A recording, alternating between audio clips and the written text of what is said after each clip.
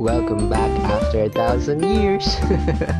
This is with Rio, your local artist, and today I am happy to share to you my commission portrait series.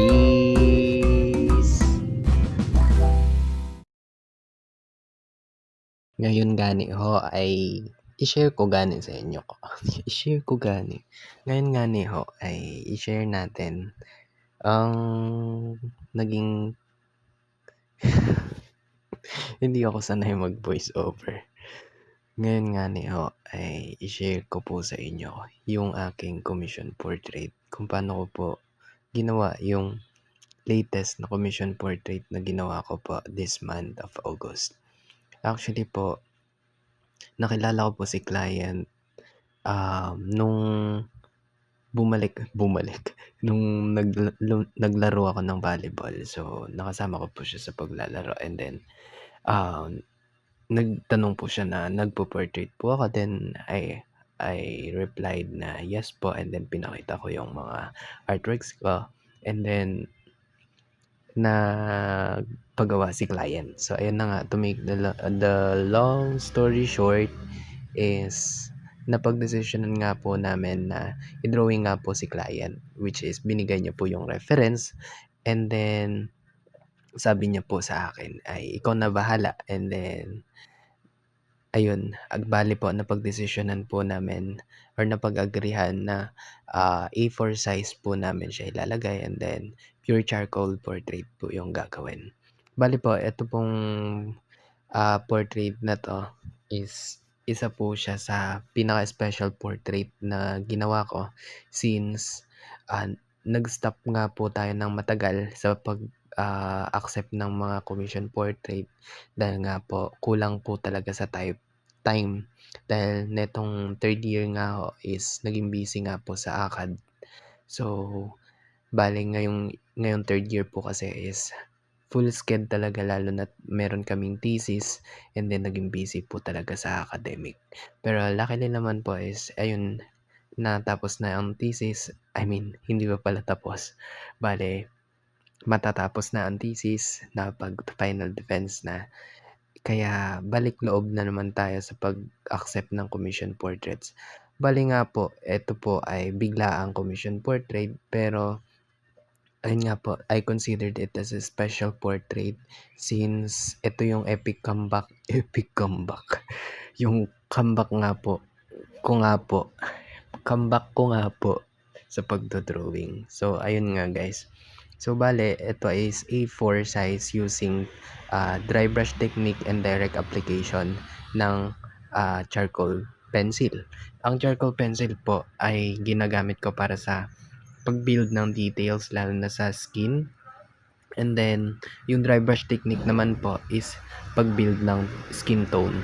So, magkaiba po yun. Ang dry brush technique po kasi is gumagamit ng charcoal powder, and then yung direct application naman ng charcoal pencil ay gumagamit ng sketching method. And kung mapapansin nyo po is nagfe-fade po yung kulay, kaya kailangan po nating balikan. Bale, dalawang pencil nga po yung gamit ko dyan, which is yung Derwent po, yun yung ginagamit ko para mas ma-darken yung dark details ng ating reference or ng ginagawa nating portrait. And then, yung isa naman po is ginagamit ko for detailing. So, yung diamond po yun po yung parang yung anong tawag dito? Yan po yung first layer ng tattoo, which is nagfe-fade po kasi yon, yung diamond. Kaya kailangan ko pong balikan ng Barkelly Derwent charcoal pencil. So, yan po yung gamit ko ngayon.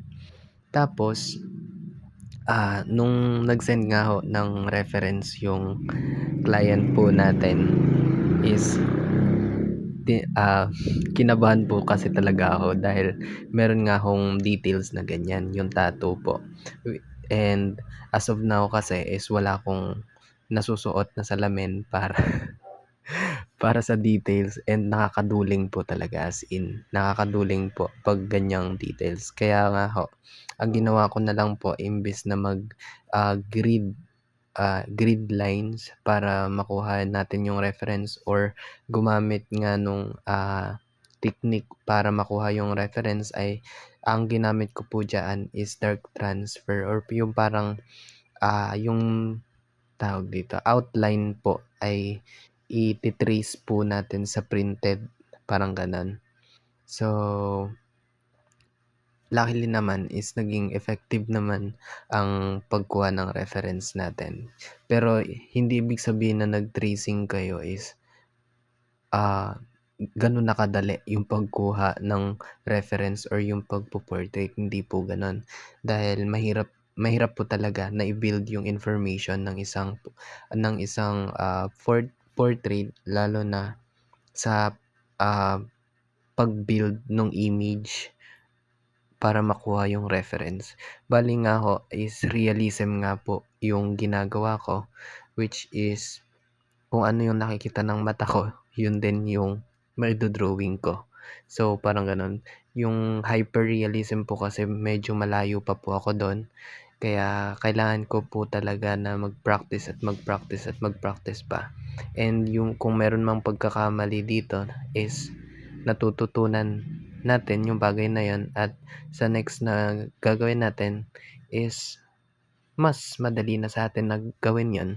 So, bale nga gumamit din ako diyan ng white pencil, which is ang brand niyan is Marco. Meron po nan mabibili sa Lazada or Shopee or sa TikTok. Marco ang kanyang brand. So, yan po ay ginagamit sa highlights. So, and detailing na rin po. Bale, yan po ay ginagamit ko sa mga shiny parts or highlights na part ng ating ginagawang portrait. So, sa pag-build din po ng mga pores, ginagamit din po natin yung white pencil. So, after nga ho niyan, gabi na ho nun, nung ako ay nag-final detailing. Kaya nga ho ay, nung time na ilalagay ko na siya sa frame, so sobrang excited ko kasi nabuo na nga ho yung ating portrait and is nakalimutan ko nga ho na lagyan yan ng signature. So, tingnan nyo guys yung as in natatawa talaga ako guys kasi ang ayos-ayos na ng pagkakalagay ko sa frame. By the way, yung frame na ginamit natin dyan is acrylic frame kasi wala ako ditong alam na nagko-customize dito sa around Santa Rosa. Wala pa po akong alam kung sino yung nagko-customize dito ng frame para maisama ko po sa pag-price ko po kung meron na tayong bundle. Pero ayun nga, bumili lang po ako sa kapitbahay ng frame and then yan nga po, after ko pong mailagay, kinuha ko po ulit doon sa frame para pirmahan nga ho. So, ayun para akong natatawa sa sarili ko kasi ang ganda-ganda na ng mood ko nun na ilalagay sa frame yung natapos nga nating portrait tapos biglang nakalimutan kong pirmahan. So, yung pirma nga ho, napaka-importante nga ho yun para authentic nga ho yung portrait po natin na sa atin. So, ayun. Yan po ay binibigay ko po kung hindi po siya printed na ibinibigay ko po unlike po sa other or as of now po ay hindi ko nilalagyan ng white or transparent spray kasi hindi pa po ako marunong maglagay nun. Pero meron na po ako nun dito. So, ayan nga ho yung final product po natin. Ayun nga ho guys, and naibigay na nga ho natin yung ating output and yung portrait po sa ating client. So, based sa feedback po ng ating client, nagustuhan nga po ito. And yun lamang po ang aking kasiyahan. And yeah. So, I hope na marami pa po tayong portrait na magawa. So, before I end this video, I just want to share to you some word of God that telling us that whatever you do, work at it with all your heart. So, ayun.